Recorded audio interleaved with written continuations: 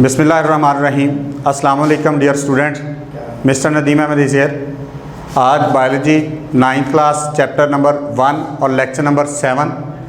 आज का हमारा टॉपिक है बेटा Quran, biology and Muslim scientist. अब इस लेक्चर में हम देखेंगे तो नेक्स्ट देखिए हमारे पास आ जाता है, अगर इस टॉपिक में देखें तो पहली आयत आती है हमारे पास, उसका तर्जुमा है we made every living thing from water, कि हमने हर जिंदा चीज़ जो है उसको पानी से पैदा किया। इसके बाद दूसरी आयत का तर्जुमा है he made man from clay like potter, और हमने इंसान को चिकनी मिट्टी से पैदा किया। तीसरी आयत जो है then fashioned we the drop a clot, तब हमने एक मुअल्लक वजूद या लोथड़े को मुअल्लक वजूद दिया। Then fashion we clot a little lump, तब इस लोथड़े को एक मुअल्लक वजूद दे दिया। Then fashion we little lump, और फिर इसके ऊपर लिटिल लैम्प बोन्स, और इसके ऊपर हड्डियों का ढांचा चढ़ा दिया। Then clothed the bones with flesh, और तब इन हड्डियों के ऊपर गोश्त चढ़ा दिया। तो ये है हमारा कुरान से रिलेटेड कुछ आयात हमने ली, कुरान से ली। तो नेक्स्ट देखिए हमारे पास आ जाता है बेटा इन कुरानी आयात से मुख्तलिफ साइंटिस्ट ने इन कुरानी आयात से को बुनियाद बनाकर मुख्तलिफ अपने नज़रियात और मुख्तलिफ लाज और अपनी मुख्तलिफ कंट्रीब्यूशन जो थी वो बायोलॉजी में की। तो इनमें अगर देखा जाए इम्पोर्टेंट साइंटिस्ट जो थे, इनमें हमारी बुक में जिन साइंटिस्ट का जिक्र किया गया है उनमें जाबिर बिन हयान है, अब्दुल मालिक असमई है और अबू अली सीना है। ये वो मुस्लिम साइंटिस्ट थे जिन्होंने बायोलॉजी में बहुत ज़्यादा कंट्रीब्यूशन की। तो पहले नंबर पर अगर देखा जाए हमारे पास आ जाते हैं साइंटिस्ट, देखें तो जाबिर बिन हयान है। नेक्स्ट देखें तो जाबिर बिन हयान के मतलब हम देखेंगे, जाबिर बिन हयान के मतलब हम देखें तो जाबिर बिन हयान जो थे वो 1721 में उनकी बर्थ है और 1815 AD के अंदर उनकी डेथ हुई। तो he was born in Iran, ये वो साइंटिस्ट थे जो ईरान में पैदा हुए and practice medicine in Iran, और उन्होंने अपनी जो मेडिसिन की प्रैक्टिस थी वो इराक से शुरू की। He introduce experimental investigation in chemistry.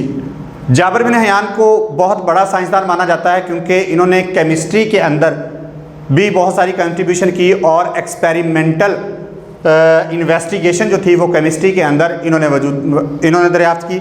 मतलब एक्सपेरिमेंट के ज़रिए किसी चीज़ की बुनियाद, किसी चीज़ के को एविडेंस के साथ जो पेश करना जो था वो जाबिर बिन हयान ने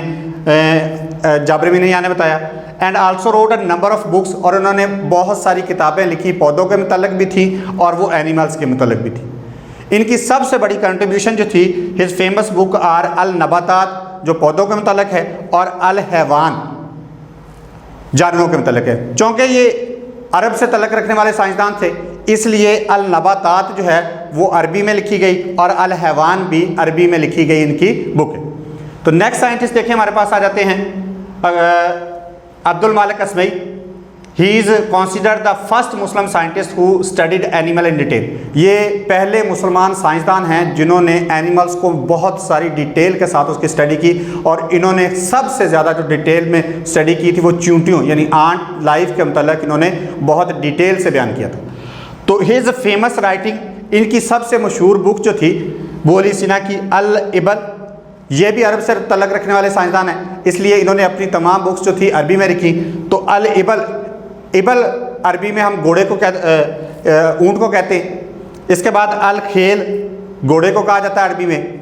इसके बाद अल वहूश, एनिमल यानी वैसी जानदार जो हैं, जो दरिंदा यानी जो जानवरों का शिकार करते हैं, गोश्तखोर जो जानदार हैं, उनके मतलब इन्होंने अपनी बुक जो थी अल वहूश लिखी। और इसके बाद इनकी चौथी बुक जो थी खालिक़ुल इंसान, इंसान की तख्लीक के मतलब कि इंसान की तख्लीक कैसे हुई और इंसान के अंदर कौन कौन से सिस्टम पाए जाते हैं उसके मतलब इन्होंने डिटेल से बयान किया। तीसरे साइंटिस्ट हैं हमारे पास यहाँ पर बेटा अबू अली सीना। अबू अली सीना को बहुत बड़ा एक मेडिसिन का माहर या फिजिशियन या डॉक्टर माना जाता है।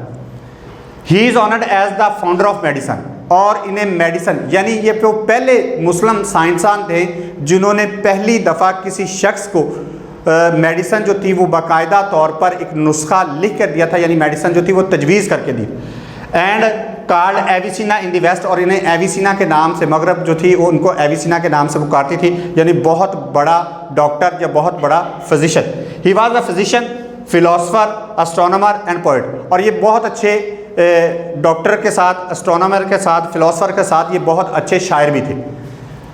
वन ऑफ हिज बुक, इनकी सबसे मशहूर तरीन बुक जो है, चूँकि ये मेडिसन के माहर थे और इनको बहुत बड़ा डॉक्टर, मुस्लिम दुनिया में इनको सबसे बड़ा डॉक्टर जो है, मेडिसन का सबसे बड़ा डॉक्टर माना जाता है, इसलिए इनकी जो सबसे अहम तरीन किताब है वो अल कानून फ़ी अल तिब। तिब अरबी ज़बान का लफ्ज़ है और तिब से मुराद है मेडिसन।